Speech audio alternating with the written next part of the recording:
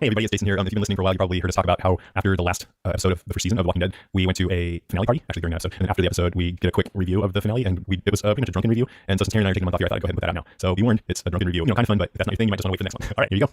So we're here at the Walking Dead finale party with our buddy Doug. Hey Doug. Wait, Doug, talk really loud. I hear you. Yeah, I can hear you. It's busting my eardrums. Talk softer. Too loud. Okay, so yeah, that's good. Jorah, do you have a haiku for us? Haiku? You do, you have a classy one. Yeah, bring it over Come on here. over So this is our friend Jorah prepared this special. I'm trying to tell you better. Damn. Enforcing. Everyone reads. Gary Sarson. Ring the dinner. That was fabulous. Nice. That was fabulous. Okay, so we just watched the last episode. And we drank some drinks that were called zombies. Yeah, zombies. Yeah, zombies. And then somebody got out the zombie jello brain, which actually was stronger. With shots, yeah, So basically, it's been So basically, I thought the episode was awesome. the episode was great. I was kind of waiting for the Hogan spoiler shit. Yeah, I don't care. I'll just edit it out. I was waiting for the classic Hollywood moment where the like everybody jumps out of the fireball. Yeah, the wings right Yeah, now. but people No, drove because it's slowly literary. They're avoiding these cliches. Look at the zombies blowing out, right? That would have been That would have been awesome. Okay, so we got zombies. We did. And we got Bob Dylan music made me cry. Yeah, Really? right, so classic. It was one of the happiest moments of my life. Does that feel good? 2013. We like You know, that. I really love it. I think the zombie brain had a lot to do with it until it got to the pseudoscience and someone shouted out, "Here comes the pseudoscience," Yeah. and they're totally right. All right, so as Suicide goes, I think it wasn't as bad as it was. Okay. Yeah, It wasn't the dark brain. I mean, they basically said we don't know. Yeah. I mean, that was the whole point of this episode to say, okay, you people in the audience who are expecting them to go for cure, here you go, for cure, and they almost got blown up for it. Okay, dude, Just as much of an explanation as you will get. that's right. So get it. Normal brain, zombie brain. This is really good. So it's like dead, so I think you know. Yeah, they're mostly black matter. Black matter. So white matter, gray matter, now you have black matter. And then you have bullet and drink. Then you have bullets. Yeah, Then you have dead. But given all that silliness, I thought it was pretty awesome. I loved it. I was actually sort of worried about the singer. Yeah. So you were like feeling good that it didn't quite end on this. Yeah. Me too. I'm glad they didn't do that to us. Like, them, running for the exit as the part was going on, and be like, Yeah. What now? Or the clock runs down to like 5 minutes and then it ends right there. Because you know how the end of the first season, I lost when we were trying to get into the hatch the whole time, and then the light comes on. That's the end of the It was first great. season. I loved that. I totally agree with you. They drove off. There was no sunset. No. It would have been great to see zombies flying out of the windows, but there was no such thing. It was a giant And they fireball. left Jackie behind, so they got rid of one more person. It was actually really beautiful. I mean, I thought with the Bob Dylan music, it was perfect. They were holding hands, and Jackie's holding hands with Jenner. And I have to admit at the very end there when Jackie was holding hands with Jenner, I was like, they should just get it on, right? There's 15 seconds left. 15 seconds. 15 seconds. I don't know. I thought you were just unzipping your pants. And then, kaboom. People always think at the end of the world you should be getting on, but you're not really. Why do people think that? That's just not I don't know. reasonable. Doug always says that. How many times? I don't restrict it. In the day. Happy hour. We're now, so that's never. And the whole thing with Lori and Shane, it was like, that was good. Yeah, they were really like, Yeah. really. And it was great how they made Shane, like, kind of, it made sense for him to do what he did, and he actually did kind of think Rick was dead. Yeah, I think they made it much more That's a sympathetic. cool flashback that they sort of explained the journey. Yeah, yeah. But then he turned into an ass again because he kind of forced himself on. We can't like him too much. Yeah, exactly. And you get to like him a little So bit. what do we think of Dr. Edmund Jenner? I think he was on the Truman Show. I think you're right. He could have say, hey, I'm open, you can't get out. Right, Yeah, it's kind of like, there's nothing to be done except I push the button open the There door. we go, and you're fine. Yeah, you can drive away. He was a tool for some reason. He was He just figured he was sort of getting better. I don't know. What I like though is that he gave them lots of booze. He got that whole last scene, they're all hungover. Totally. You took a lot of notes. I took a lot of notes, but I can't read my writing. Zombies, right? Okay, I think we should get some Other opinions? Yeah, other opinions. Some brave Come salt on from over here. Which one of y'all is the bravest? Oh, you should. Joy just said she'd come on. Come on, Joy. Can I say in the meantime, come on over here. While we're waiting for somebody to come over here, can I just say my favorite one line was, dude, you are such a buzzkill. Yeah. Love that. I think Glenn actually got fucked up. He was like shit hammered. What are you talking Yeah, about? and Are we gonna get the explicit rating? I'll put the beepers in. Yeah, blooper reel. Nice. You gotta listen to Yeah, that. blooper reel? Okay. Nice. We got the person we just went off. We, as in Doug. And then it takes a lot of effort. And I think they actually gave little Chandler Riggs, who plays Carl, I think they actually did him a taste of wine. For real? Yeah. Not like in the show, but like on the set. I think so. I mean, I don't know, but you It was look at his good juice. face. It was Nobody good can get juice. it. Come on. Oh, he's good though. I'm calling child protection. We did a shower montage.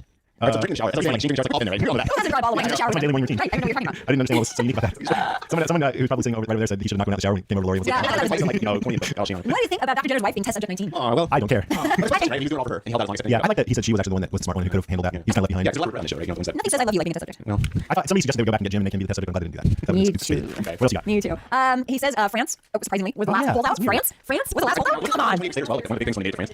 Why France? They're sending up so the cast gets to go to Paris. Vacation needs I love Paris. Who doesn't want to go to Paris? So he says, and he says also that it's not just here, it's everywhere. Oh yeah. They're giving away like you don't know, you have no clue Here, they're how far telling it reaches. you it's not just here, it's So Frank everywhere. Darabont wants to. Wants people to not have any hope. Yeah. Okay, so and guest on the show, this is Eric. Hello. Hi, Eric. Can you speak in the microphone? Okay, what did you hate about this episode, Eric? Actually, there wasn't much I hated about this episode. I thought this episode did a really good job of giving like shout outs to other works in the genre. Like the Gulf France thing I was just talking about, reminded me of 28 weeks later. Because if you remember in that spot, like at the end of 28 weeks later, it shows the zombies running across France basically on the way to Russia. Yeah, and then the So you think that was intentional shout out to that? well, I wasn't sure, but given in the very beginning that they did sort of like homage to the mall scene in Dawn of the Dead. When they're walking around the halls of the CDC. Yeah, there's like, oh my god, it's utopia. We're gonna always be safe here forever and ever. Or 60 minutes. Yeah, It just seemed like it was kind of like the writers were like, hey, give shout outs to the stuff we watch and links by us. That's what I hated. I don't know. I feel like I hated Shane, but that's nothing I hated about the quality of the episode. It's like if I felt the writers wanted to. Yeah, it's interesting. There's some people who'll be like, who watch shows like this and they'll be like, I hate that person. This show sucks. Yeah. And other people will be like, I hate that person, and I'm supposed to. And that's great. Or like with Shane's like what? There's like a guy who's kind of three-dimensional. Like in the beginning you see him, it's like, oh, he really thinks they're dead. He does. Yeah, but then at the end he's like, but hey, I'm against him. Yeah. He's having a tough time. We said before, like he's not the greatest guy, but he's not Satan. So did you like it overall? Are you liking it? Are you liking it? Yeah, they pulled off some sort of like I don't know, like they're like cliche cliffhanger mechanics, like there's something in some. Oh yeah. We have to know. Yeah, but yeah. See, my thing with this whole thing is, I'm just afraid it's a bit too. This episode wasn't so bad, but past episode was a bit too melodramatic. It makes me feel like, oh, I don't know if I'm gonna be able to love the show because of that. You get that ever? Yeah, this time it seems like a little bit indulgent in like the characters and the melodrama stuff. I mean, it feels like it's a little bit like 300mm lens versus the comic. Like, so like the first half hour of the first episode of the season was like 1 page in the comic. So it's kind of like the comic felt like really fast. Yeah, It's yeah. really hard to care about characters. Like, Yes, I yeah, did like overall this. Like, I was hard to care about the characters so much, but then this one's like everyone's So three-dimensional. Yeah. Excellent. All right, thanks for your feedback. All right. Who's next? Come on. Lisa and Jorah. Come on over here. Don't you have anything? By the way, did it break your heart that when he talks about the French, he also says that they were close to a solution, but they just had like a power? It's on. Yeah, it's on. But Pop Real doesn't do like this. Hello. Like this. Yeah. Yeah, it's good. Okay, introduce yourself, please. Hi, I'm Jorah. I'm one of the hosts of the Talking Dead Party.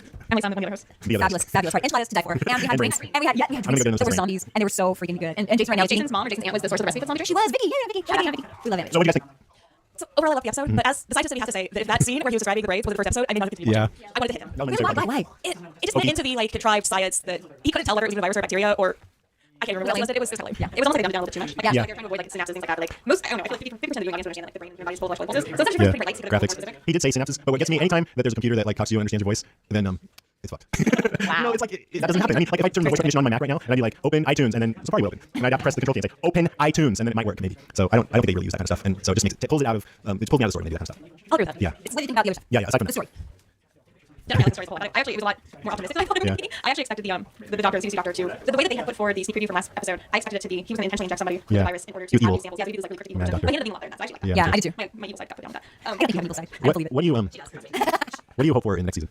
Like what do you really They like? kind of in some ways, like Right, Tabula Rasa. You really have no idea where they're going to go. They could either go back into the storyline of the comic book, or they could just completely come up with new stuff. You know, they're finding the really big cliffhangers. What did the doctor tell Rick as he was leaving the What building? did he tell me? He told him. So this isn't from me. Somebody else came up with this. Is that the doctor had blood samples and never saw his blood samples again. And so the theory going around the room was that somebody in that group is infected, and we don't yet know who. Oh, yeah. Good. Or maybe It's Daryl. Maybe He's somebody on carries the antigens. I'm not sure his research got far enough to identify it. He said we were close to a solution. I think it's a solution. We're close to a solution. Okay. I got a zombie or two. I do. I had a lot of, Okay. I like the idea that somebody came up with the antigens. Maybe who knows if it was French and communicated it back and forth close enough, but like great. maybe he was telling Rick so and so was the source and the solve. And That's a what good you one. think? Is that what you said? I think he said I'm gay and I want you to stay here. Like no, what was it? Love Actually? No. Oh. No, she was Love Actually. I thought there was something saying that. I think it was 9 actually. What was it? I don't know. But hey, before we wait, guys, we need I want everybody to come around and make a group zombie noise.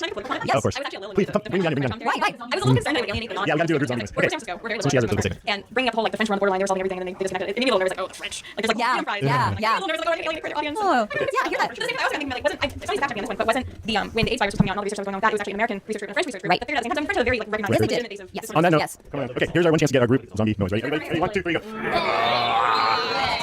I heard some giggling in there. Happy zombie. Okay, thanks, All everybody. right, thank you. All right. Woo. Okay, that's good. Yeah, we'll give our sober reaction. Maybe. Thanks, We'll everybody. see. We'll see how sober it is.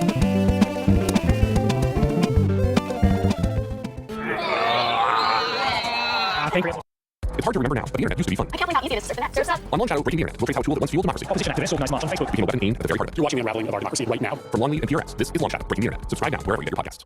Hi, I'm Rick Beck. And I'm Royce Yepkoff. Welcome to our chart-topping podcast from Harvard Business School, Think Big, Buy Small. This series lets you in on a special way to become an entrepreneur, how to buy your own business, be your own boss, and get the financial benefits of your efforts. Entrepreneurship through acquisition involves searching for an existing, enduringly profitable, smaller business and buying it, usually from a retiring founder. Back for a brand new season. Our conversations are with guests from all backgrounds and different stages of the entrepreneurship through acquisition journey. From those considering whether this path is right for them, all the way through to those who have sold businesses they bought as searchers and ran as CEOs. Thousands of smaller firms sold every year. And many